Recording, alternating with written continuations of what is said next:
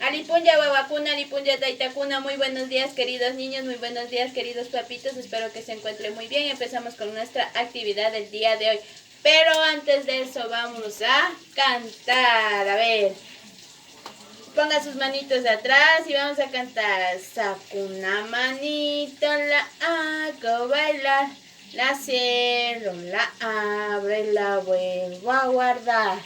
Saco otra manita, la hago bailar, la cierro, la abro y la vuelvo a guardar.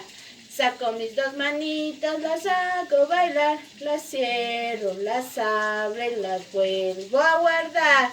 Muy bien, mis niños.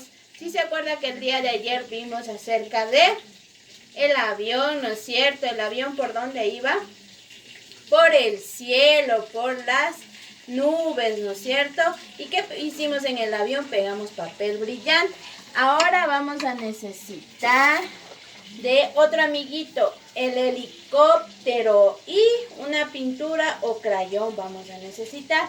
Papito, mamita nos va a ayudar dibujando un helicóptero. Este helicóptero también va por el cielo, ¿no es cierto? Por el cielo, por las nubes. Mire cómo voy a hacer la actividad. Mire, vamos a coger la pintura y va a garabatear por todo el helicóptero.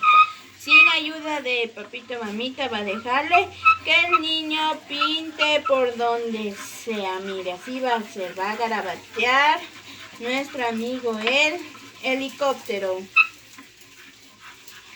Niños, así va a quedar su trabajo cuando usted ya haya acabado de garabatearle a nuestro amigo. Recuerde que este amigo también va por el cielo. Espero se diviertan mis niños. Nos vemos mañana. Cayacama niños, cayacama papitos.